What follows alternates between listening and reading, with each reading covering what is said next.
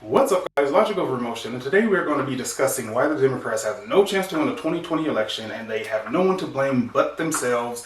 So let's get into this analysis.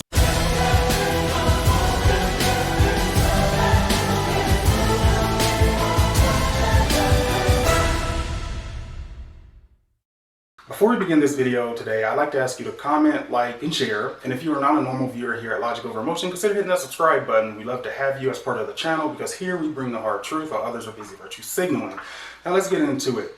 So recently, the Democrats' actions have created the perfect storm for them to fail and Trump to succeed.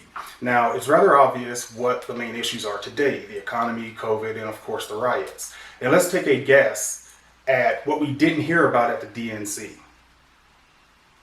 You want to take a guess? Okay, for those of you that had better things to do, which I am sure applies to most of us, and didn't get to watch the DNC, I'll quickly summarize it for you.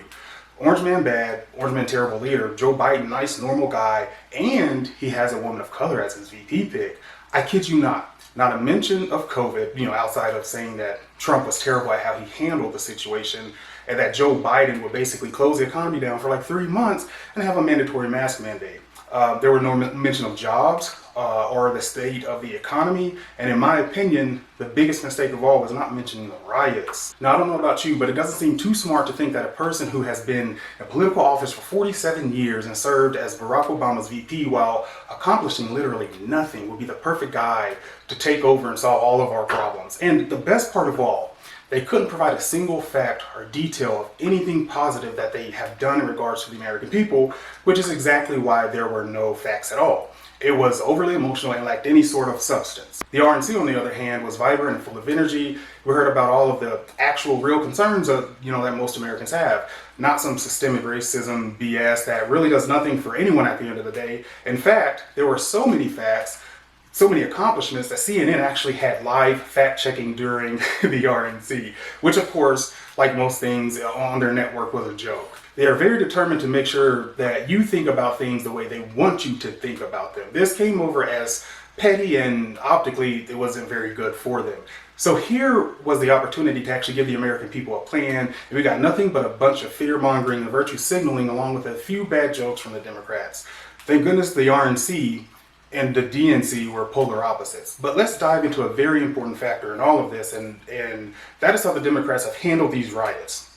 From the very beginning, they denied that they were dangerous. The few that actually mentioned the damage being done would say stuff like, we understand how the people feel, as if it was ever okay to just destroy things and hurt people, basically for no reason. When Trump attempted to help, instead of doing what was in their best interest, in the best interest of their constituents, they declined his help and acted as if he were making things worse. They didn't back law enforcement. They didn't want to prosecute rioters. They pretty much let them do whatever they wanted to, up until the point they themselves felt threatened. Like Lori Lightfoot, for instance, who thought the protests were completely fine and peaceful up until they made it to her block, at which time she added more police detail. Interesting that you need police for peaceful protesters, right? And it's not just the riots themselves, it's also how the leftist media covered the recent stories related to police shootings. Take Jacob Blake, for example. As soon as it happened, you had videos and articles coming out titled "Man Shot in the Back 7 Times in Front of His Kids While Getting in the Car." I mean, really, nothing about his criminal past, his current warrant, the actual interaction where he was violent and did not comply. They always choose wording that makes it seem as if the cop just out of the blue decided to shoot a black man. Let's look at another recent example, Kyle Rittenhouse. And I kid you not, this was the title of a CNN article. Kenosha shooting suspect called a friend to say he killed somebody, police say, and then shot 2 others. Now that sounds very bad, doesn't it? Now in actuality, what happened was that Kyle was there to protect businesses and to provide medical care. There's video of him offering that care to anyone, not just people on his side, but even the rioters. He didn't even shoot the first shot. He was chased, and he was forced to defend himself. And, he then called the police stating that he had shot someone, not a friend. And as he was attempting to surrender himself to the police and to tell them what happened, he was chased by a mob, pushed down, and attacked. At that point, again, he was forced to defend himself and had to shoot 2 others, one of which had a pistol. Coverage like this, when you can clearly watch a video and see the discrepancy, it's just a real turnoff. It has been stories, like this, which has made it obvious to many that the leftist media is determined to create and push a narrative that doesn't really exist. And after months and months of this rioting and nonsense, Don Lemon of CNN, mind you, finally mentions it. But then what's even worse, what's more messed up, is the fact that he only does so because they realize it's hurting the poll numbers for Joe Biden. Not because it's bad and wrong to beat up random people and destroy property, but because of poll numbers.